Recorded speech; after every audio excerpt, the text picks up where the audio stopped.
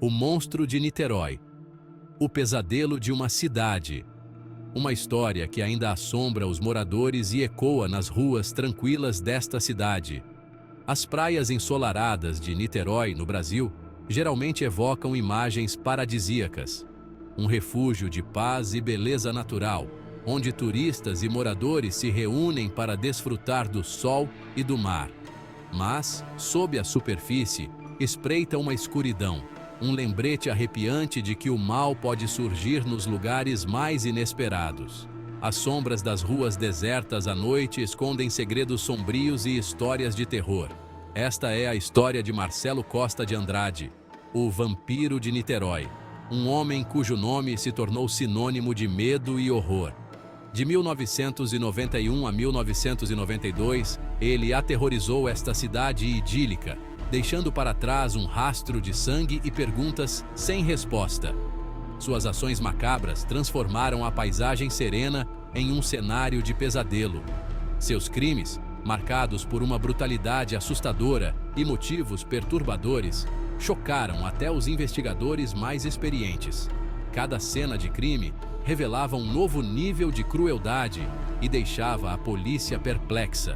Esta não é apenas uma história de assassinato, mas uma exploração do lado obscuro da humanidade, das profundezas da depravação e do impacto duradouro do trauma. As cicatrizes deixadas por Marcelo Costa de Andrade ainda são sentidas, lembrando-nos da fragilidade da segurança e da paz. Início. Brutal. Sementes da escuridão. A história de Marcelo começa nas favelas de Niterói, um lugar onde a esperança é uma raridade e a sobrevivência é uma luta diária. A vida era um ciclo implacável de pobreza, violência e negligência. As crianças brincavam em meio à miséria, sem saber o que o futuro lhes reservava. Ele testemunhou horrores que nenhuma criança deveria presenciar. A violência era uma presença constante, moldando sua visão de mundo. Abuso físico era uma constante, deixando marcas não apenas em seu corpo, mas também em sua alma. Abuso sexual, uma realidade aterrorizante que o perseguia dia e noite, roubando-lhe a inocência. Essas experiências iniciais o deixaram profundamente marcado, distorcendo sua percepção do mundo e de seu lugar nele. Ele se sentia perdido, sem saber em quem confiar. Ele buscou consolo na religião, mas até mesmo sua fé se tornou distorcida, deformada pela escuridão que se alastrava em seu interior. A cada oração, ele esperava por um milagre que nunca chegava, afundando-se ainda mais na escuridão. A sombra. Desce primeiro sangue em Niterói. Aos 14 anos, Marcelo cruzou a linha de vítima para algoz. Ele tirou uma vida, a primeira de uma série de assassinatos horríveis que aterrorizariam Niterói nos anos seguintes. Os detalhes dessa primeira morte permanecem envoltos em mistério. No entanto, marcou um ponto de virada, libertando um monstro que espreitava sob a superfície. Modus operandi do vampiro, massacre ritualístico. Marcelo, conhecido como o Vampiro, tinha um método de operação que era tanto aterrorizante quanto meticulosamente planejado. Os crimes de Marcelo estavam longe de ser comuns. Cada cena de crime era um espetáculo macabro, cuidadosamente orquestrado para causar o máximo de horror. Eles eram calculados, ritualísticos, alimentados por uma ideologia perversa. Cada detalhe, desde os símbolos religiosos até a escolha das vítimas, era parte de um plano maior. Ele tinha como alvo meninos jovens, atraindo-os com promessas de bondade, apenas para submetê-los a horrores inimagináveis. Marcelo se apresentava como um amigo, um protetor, antes de revelar sua verdadeira natureza. Estrangulamento era seu método preferido, uma morte lenta e agonizante. Ele acreditava que essa forma de matar era mais pura, mais íntima, permitindo-lhe sentir o último suspiro de suas vítimas. Ele então bebia o sangue de suas vítimas, acreditando que isso o purificaria, o tornaria mais forte.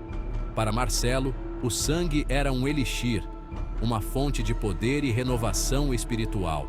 Esses rituais, impregnados de uma mistura macabra de fanatismo religioso e delírio, o diferenciavam de outros assassinos. Ele não era apenas um assassino. Ele era um fanático, um homem consumido por suas próprias crenças distorcidas. Terror toma conta da cidade, uma comunidade aflita. À medida que o número de mortos aumentava, o medo também aumentava em Niterói. Os pais mantinham seus filhos em casa. As ruas antes cheias de risos ficaram silenciosas. A cidade vivia um pesadelo. A imprensa, faminta por respostas, o apelidou de O Vampiro de Niterói. Esse apelido, embora sensacionalista, capturou a natureza arrepiante de seus crimes e o medo palpável que tomava conta da cidade. Um quebra-cabeça horrível, desvendando os motivos do vampiro. À medida que a investigação se aprofundava, o mistério em torno dos motivos de Marcelo também se aprofundava. Seus crimes não eram simplesmente sobre violência ou gratificação sexual.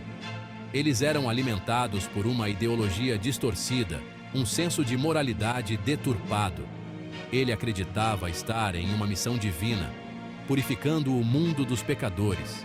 Esses delírios, enraizados em seu passado traumático e alimentados pelo fanatismo religioso, foram a chave para entender as profundezas de sua depravação. Capturado.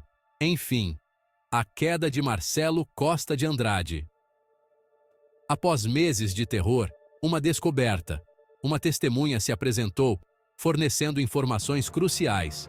Marcelo foi identificado e preso. Seu reino de terror finalmente chegou ao fim. A cidade deu um suspiro coletivo de alívio, mas as cicatrizes de seus crimes eram profundas. A captura foi uma vitória, mas não pôde apagar a dor e o sofrimento que ele havia infligido. Dentro da mente de um monstro, a psicologia de um assassino. O julgamento de Marcelo cativou a nação. Especialistas debateram sua sanidade, tentando desvendar as complexidades de sua psique.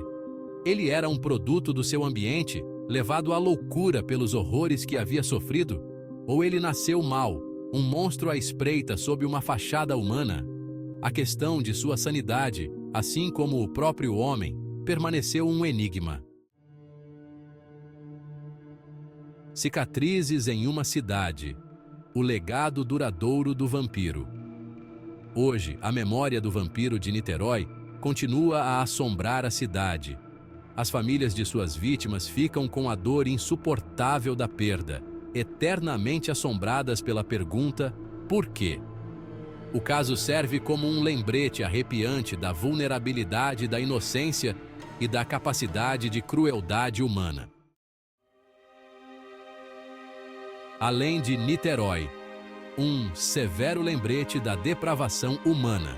Os crimes de Marcelo transcendem fronteiras geográficas.